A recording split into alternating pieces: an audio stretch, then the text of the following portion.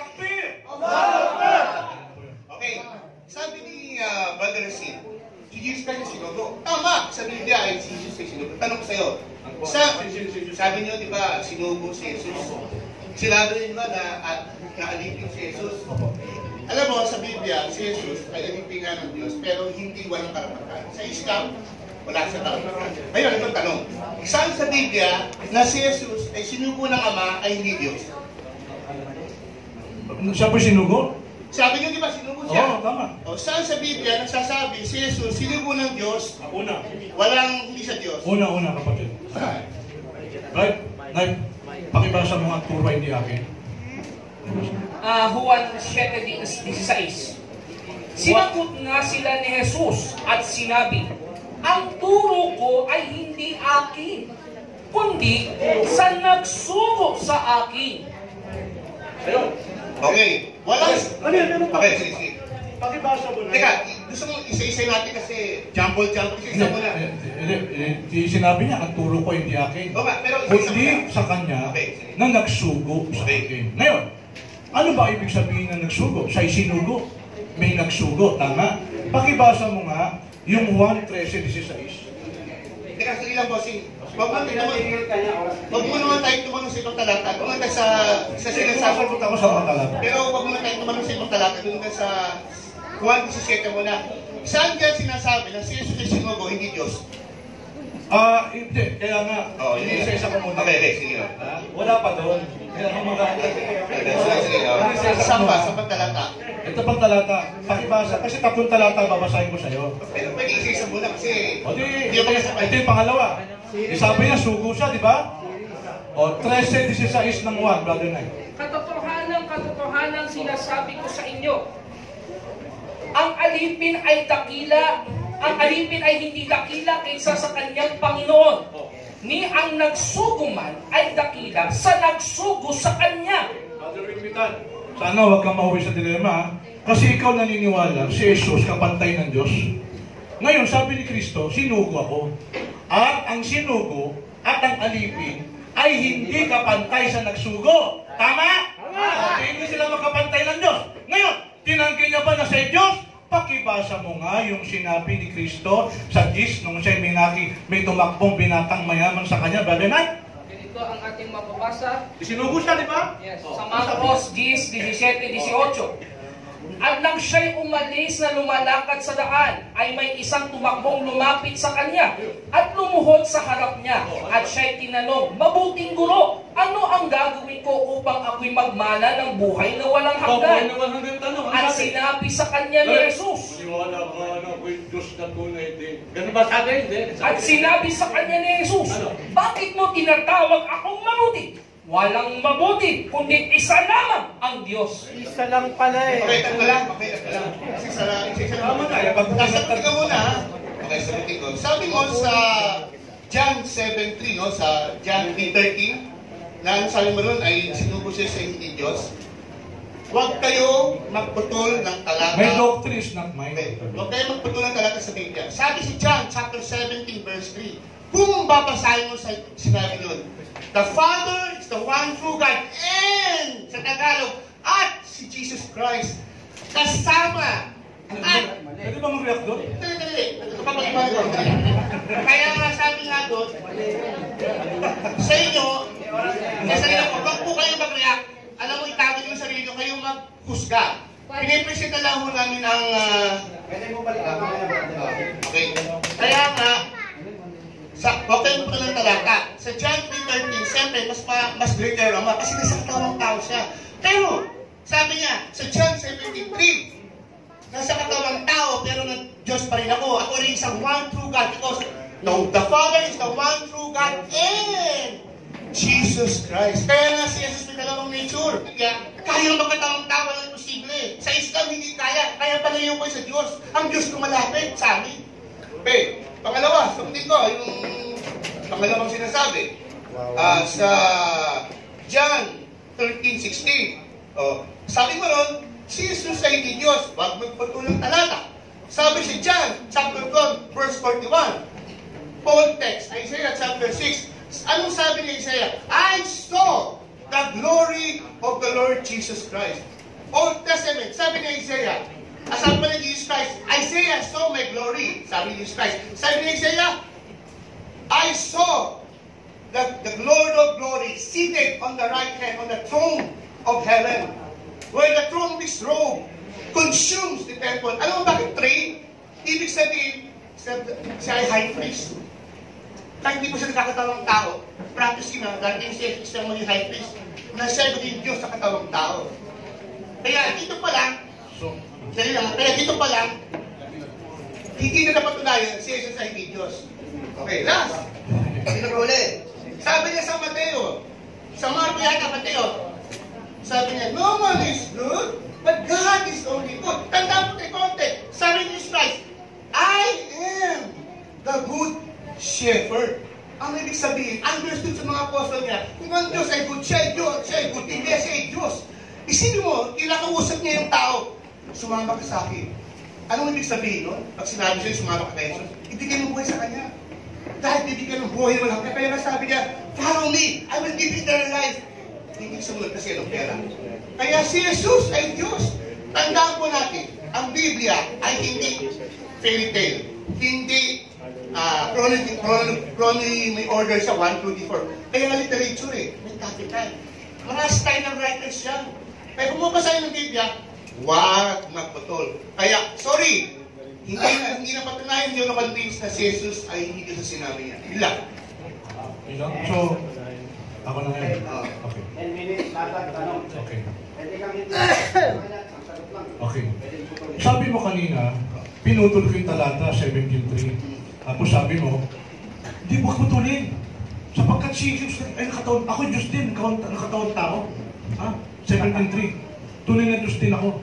Andun ba sa talata yun, 17.3? Oo, nandito. Tunay na Diyos siya? Oo, basahin ko. Pakipasa ko. Basahin ko ha. Mababasa, tunay na Diyos siya? May Bible kayo, Okay, basa kayo ha. Babasa ko. Pwede pa kapabasa mo, babasa din ako. Babasa ko lang. Basahin mo. Basahin ko ha. Okay, John. Okay, John chapter 17 verse 3. Sana basahin ko ha. Sabi dito. Lakasan mo, lakasan mo. Oh, sabi dito ha. Now, this is eternal life, that they may know you, the only true God, and Jesus Christ. Tuloy mo, pinutol mo eh. Tuloy mo, pinutol mo. Sabi mo, putulin mo. Sandali lang, magkakita. Don't be so excited.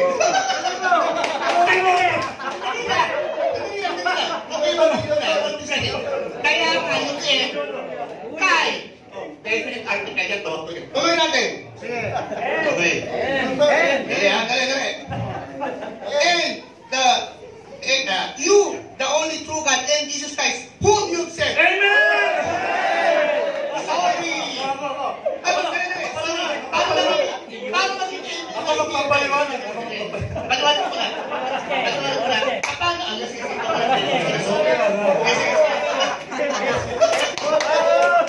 Alam mo, hindi naman tayo emot eh. Ha?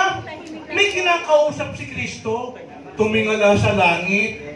Ha? Yung tinangala niya, kinausap niya. Basahin mo, bandang-daan. Di ba? May kinausap siya, di ba? Anong sabi niya sa kausap niya? Ano yun? Talata 1. Ito ang ating mababasa. Microphone. Meron siya. Okay. Ang mga bagay na ito ay sinilita ni Jesus. At sa pagtingala ng kanyang mga mata sa langit, ay sinabi niya, Ama, dumating na ang oras. Luwalhatiin mo ang iyong anak upang ikay luwalhatiin ng anak. At ito ang buhay na walang hanggan, na ikaw ay makilala nila na iisang Diyos na tunay at siyang iyong isinugo sa kamatuwid bagay, si Jesucristo. Wala naman sinabi dyan, ako ay Diyos na tunay din. Hindi, kausap niya, kaisa-isang Diyos na tunay. Ano ba namang pangangaturan mo, Mr. Wimpitan? Hindi naman engot itong mga kausap mo. Kahit bata kaya unawain, yang mga pinagbabasa mo. In fact, yung binasa namin kanina, hindi mo natutulan na ang gusto ni Kristong makilala siya ng buong sanlibutan, pakibasa mo nga ulit na, upang Ano talaga tayo, Shek? Upang sa 17:22 o Mike.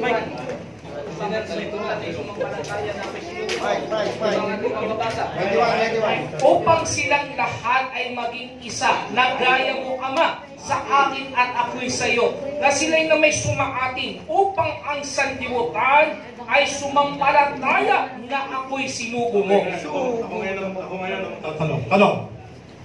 Mr. Wipitan, merong bang tinuro si Kristo ayon sa paksa natin nung siya'y nangangaral sa Jerusalem, nandito sa lupa? Sabi mo, nagsabi siya ng katotohanan, dala-dala ng katotohanan. Tinuro niya ba sa tao, ako ay tunay na Gusto? Meron ba o wala? Oo. John 7:3, pinutol niya yung end eh. Ano? Pinutol niya ang talata. Sabi nun, end Jesus Christ. Ngayon, pangalawang talata. Basahin mo sa John chapter 10, verse 33. Anong sabi ni Jesus Christ dyan?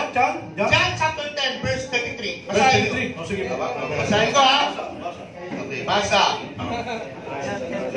John chapter 10, verse 33. Sabi ng Hudyo sa kanya, "We are not stoning you for any of these," replied the Jews, "but blasphemy, because you are mere men, claim to be God." Dali. Si Jesus ba nagsabi doon? O yung mga Hudyong bumabato sa kanya? Salamat! Hudyo. May turo ba si Kristo na sinabing ako'y tunay na Gusto? Binasa mo, John chapter 10, verse 23. Kinont mo, sino ang nagsasalita sa John chapter 10, verse 23? Si Kristo ba o mga Hudyo? Hudyo. Thank you. Hindi si Kristo. Diba? Huwag kayong, huwag kayong Hindi, yung mga pabayaan mo na kayo. Pabayaan mo niya. Ako na usapin mo, pabayaan mo sila. Now, sabi sa John chapter 10, verse 3, ang Hudyo nagsasalita. Okay. Kung Hudyo naniniwala kay Jesus ay Diyos, pinapalit pa kayo, ay Diyos nga. Dali lang. Ngayon, ba't ba maniniwala ng Hudyo si Jesus ay Diyos? Dahil sa pagtuwa ng Hudyo, hindi naniniwala ang Hudyo na ang Diyos pwede magkatawang tao. Kaya nga, sabi ng mga Diyos ikaw, sinasabi mong Diyos ka pero tao ka lang? Okay. Yun. Kaya Yung naniniwala ka ba Diyos si Kristo ayon sa John chapter 10 verse 30? Ako at ang Ama ay isa? Yes. Ano ba ginamit yung Yes. dalawa niyo? Yes. Saan sila yung isa, Mr. Tan? Context. John. Ano pang context? Context. John chapter 10 verse 3. Sabi ni Jesus Diyos siya. Kaya ang ibig sabihin ni Jesus na ang pagka-Diyos ng Ama ay pagka-Diyos din. Ako mapaliwanag, Mr. Papaliwanag ako. Ilang minutes na lang? Ha? 4 minutes?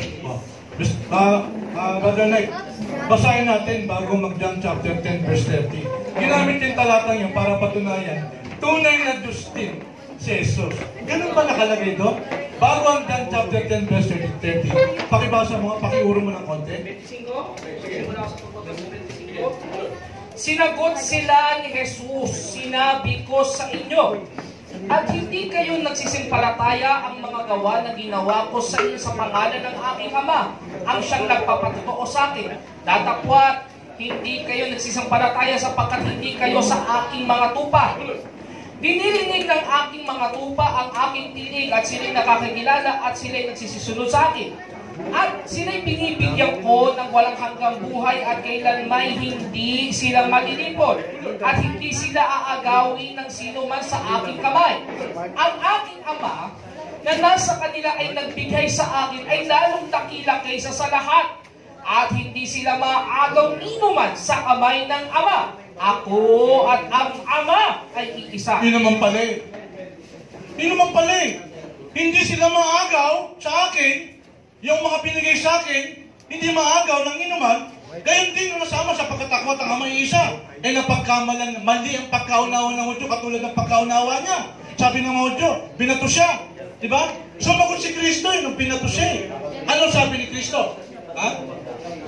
Basa sa pababa. Sinagot sila ni Jesus, hindi ba nasusulat sa inyong kautusan, aking sinasabi kayo'y mga Diyos? Kung tinatawag niyang mga Diyos yakong dinatnan ng salita ng Diyos. at hindi mangyari sirain ang kasulatan. Sinasabi baga ninyo tungkol sa kanya na pinababanal ng Ama at sinugo sa sanlibutan? Ika'y namumuso sapagkat sinasabi ko, ako ang anak ng Diyos. Wala naman sa sinabi ako yung Diyos din eh. Patungkol sa pag-iingat ng kawan yun. Ako at ang may isa. Kaya nung pinabato siya, nakatwiran siya, o nakasulat nga sa inyong kasulatan, kayo yung mga Diyos. Hindi ko naman sinabi ako yung Diyos din. Ha? Nasabi lang na ako'y anak ng Diyos. What's wrong with that? Sabi ni Kristo. At mali ang pagkaunawa ni Wimpitan. Kapag ang John 10:30 ang gagamitin mo para patunayan si Jesus ay tunay na Diyos din, lalabas mauwi sa dilema ang talata. Bakit? Ipinaliwanag ni Kristo kung ano yung pagiging isa na yun. Kung ang pagiging isa na yun ay essence o nature ng pagka-Diyos, ano lalabas ba din ay? John chapter 17 verse 21. Upang silang lahat ay maging isa, na gaya mo, Ama, sa akin ako'y sa iyo, na sila'y na may sumaati, upang ang sanlibutan ay sumampalataya na ako'y sinugo mo. Tuloy. At ang kaluwalhatian sa akin ay ibinigay mo, ay ibigay ko sa kanila, upang sila'y maging isa, na gaya naman natin na iisa. O, yung pala eh. Kung pagka-Diyos yun, nalabas, yung mga sinasabi yung upang silang lahat ay maging isa, mga alagad, na gaya naman natin na isa, lalabas pati yun, mga Diyos din.